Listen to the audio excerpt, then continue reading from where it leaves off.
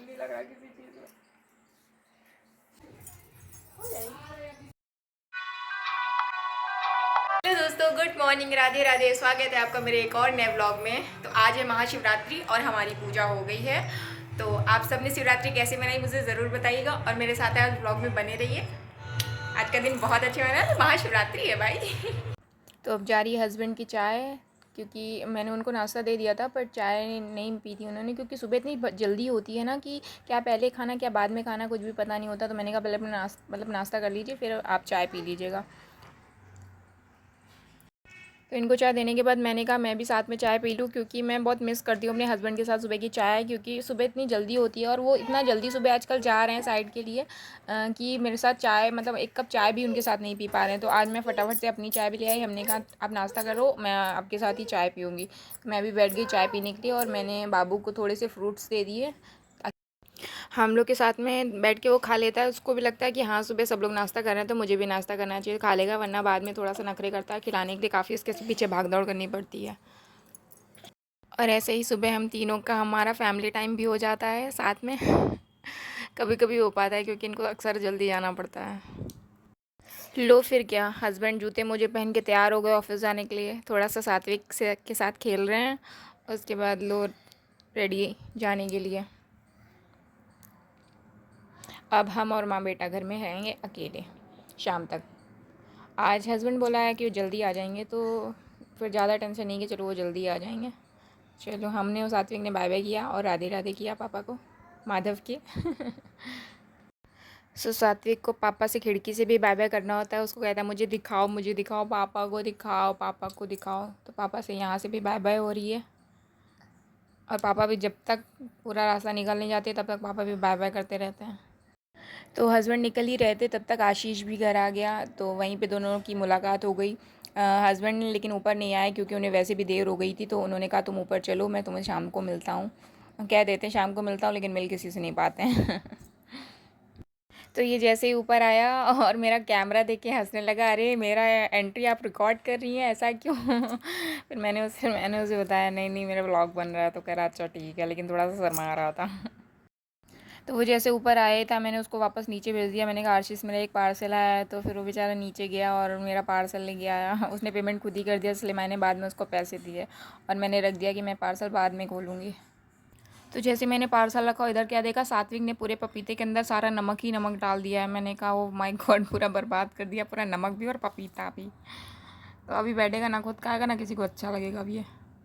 तो हम लेडीज़ों को चैन का आया, मेरा घर के काम में मन नहीं लग रहा था, मेरा सारा ध्यान मेरे पार्सल पे था। जब तक मैं उसे खोल नहीं लूँगी तब तक मेरा सारा ध्यान उसी पे रखा रहेगा कि पता नहीं कैसा आया, पता नहीं कैसा आया। तो मैं फटाफट से सारे काम छोड़ के आई। मैंने कहा पहले पार्सल को खोलूँगा। आशीष के लिए थोड़ी सी चाय चढ़ा के आ गई थी। मैंने कहा पहले अपने पार्सल खोलूँगी, देखूँगी कि ऐसा आया क्या आया। तो मैं फटाफट से अपना पार्सल खोलने लगी। तो मैंने खोल के देखा तो मुझे थोड़ा सा छोटा लगा। मैंने कहा तो मैं थोड़ी सी मोटी हुई है, मुझे होगा कैसे, क्योंकि मैंने बॉडीकॉन ड्रेस मंगाई थी। पर मैंने सोचा नहीं नहीं अभी लग रहा है, लेकिन जब पहनूंगी तो शायद ये मेरे लूज़ ही होगी। और ऐसा ही हुआ, जब रात में मैंने पहना तो फिर वो मुझे थोड़ा सा लूज़ ही था। तो लेकिन लूज़ नहीं था, मतलब फिट था, ठीक था, उतना कंफर्टेबल रहता है कि इतना लूज़ होना चाहिए, क्योंकि मैं ज़्यादा टाइट कपड़े मैं पहनूंगी तो मैं खुद कंफर्टेबल नहीं रहूँगी। तो मैंने ऐसे, तो ये मेरी शक्ल देख रहा था कि आप ये ड्रेस पहन के कहाँ जाएंगी। तो मैंने कहा कि मुझे अपनी फ्रेंड की बैचलर पार्टी में जाना है, तो मैंने उसके लिए वहाँ पे ब्लैक कोड है तो मैंने उसके लिए ये ड्रेस मंगाया है।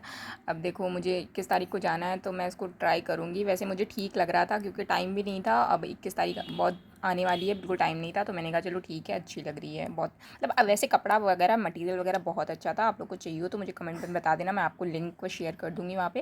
वैसे बहुत अच्छी थी।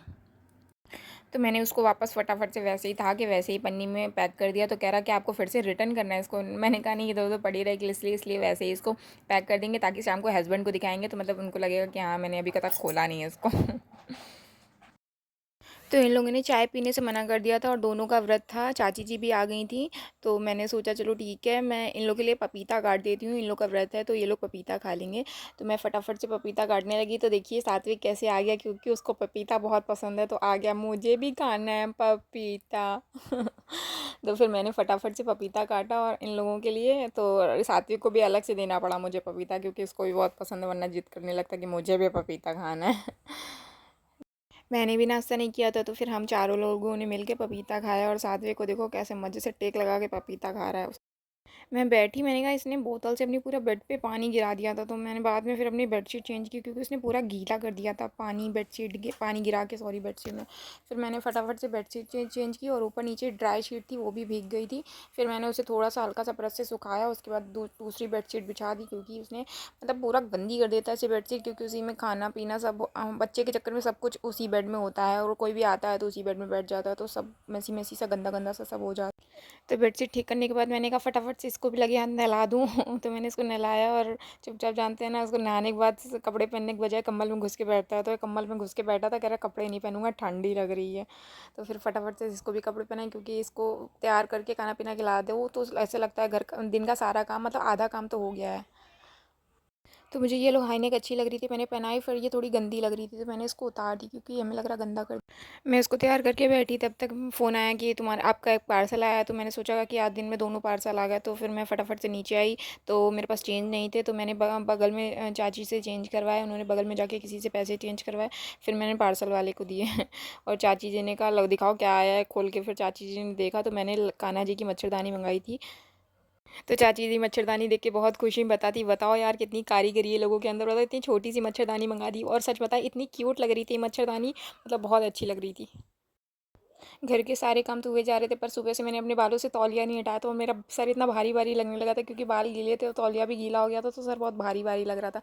उसके बाद मैंने बाल खोले, थोड़ा सा अपने आप को फ्लॉन्ट किया ताकि मैंने थोड़ी थंबनेल के लिए फ़ोटो ली ताकि अच्छी सी थंबनेल में फ़ोटो लगा सकूँ। मैं अपने बालों में कंघी भी नहीं कर पाई थी, तब तक मेरा दूध आ गया, मैं फिर से नीचे उतर के आई और मैंने फटाफट से दूध लिया और मेरी छन्नी वापस दूध में गिर गई। दूध वाला हंसने लगा, कहता एक ही काम कर पाओगी, या तो दूध ले पाओगी या तो फिर वीडियो बना पाओगी। मैंने दूध लिया, ऊपर आई, मैंने फटाक से दूध गर्म करने होने को रख दिया। उसके बाद तो माधव रसगुल्ला रसगुल्ला कर रहा था, फिर मैं उसे बैठी लेके, फिर मैंने उसे धीरे से रसगुल्ला खिलाया क्योंकि अपने हाथ से खाएगा तो पूरा गीला मतलब अपनी हाथों में पूरा गंदा कर लेगा, और बिस्तर भी मैंने अभी चेंज किया तो पूरा गंदा कर देगा। फिर मैंने बैठ के उसको रसगुल्ला खिलाया और खुद भी टीवी देख के रसगुल्ला एंजॉय किया माधव के साथ में।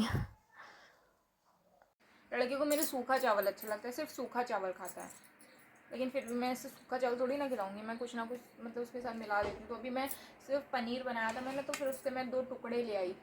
सूखा चावल ही खिलाएंगे, देखो सूखा चावल, चावल सूखा चावल। सिर्फ मैंने क्या बोलते हैं सब्जी चावल ही बनाया था क्योंकि लेट होने लगा था, तो इन्होंने बोला ये खा के नहीं जाएंगे, तो मैंने फिर जल्दी से चावल चढ़ाया। मैंने कहा तुम आप चावल ही खा के जाओ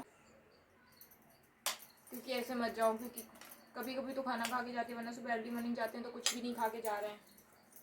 और अभी बजने वाले हैं 2:15, तो इनको खाना खिलाते मैं सुला दूँ क्योंकि मेरा किचन अभी बहुत फैला हुआ है। सुबह से मैं इधर उधर, कोई आ रहा है कोई जा रहा है, तो मैं उसी में बिजी थी। और हो सकता है मैं अभी थोड़ी देर में मार्केट भी जाऊँ क्योंकि मुझे थ्रेडिंग वगैरह करानी है। तो आज संडे है, तो मैंने आशीष से बोला है कि अगर वो फ्री है तो फिर प्लीज़ मुझे मार्केट तक छोड़ दे, क्योंकि हस्बैंड का मेरे तो भरोसा नहीं है। मैंने उनसे कल ही बोला कि मुझे मतलब छुट्टी कब करोगे, मुझे मार्केट जाना, तो बोल रहे पता नहीं, मेरी मंडे को भी ऑफ नहीं रहेगा, तो मुझे लगा पता नहीं मैं मार्केट कब जा पाऊँगी। मैंने फिर आशीष से बोला तो उसने कहा हाँ ठीक है, मैं अगर फ्री होता हूँ तो मैं 3 बजे तक आता हूँ। तो मैं सोच रही हूँ 3 बजे तक अगर ये सो जाए तो ठीक है, वरना मैं घर का सारा काम निपटा लूँ, जितना निपट पाए उतना निपटा लूँ, सारा तो मैं नहीं कह सकती। और थोड़ा सा कुछ खा भी लूँ क्योंकि भूख भी लगी है। बहुत काम हो जाता है यार, मतलब लगता है कि 2 लोग में कुछ काम नहीं होता, लेकिन बच्चा है तो बहुत काम हो जाता है। आज तो मुझे रोना भी आने लगा था सुबह, मुझे लगा यार ऐसा पैसा किस काम का कि पति बिल्कुल टाइम ही नहीं दे पाया, मतलब सुबह आ रहा शाम को जा रहा, उसमें भी थका हुआ, मतलब मुझे उन पर भी दया आती है कि नींद भी नहीं पूरी हो पा रही है। इस चक्कर में मेरा और मन नहीं लग रहा किसी चीज़ में।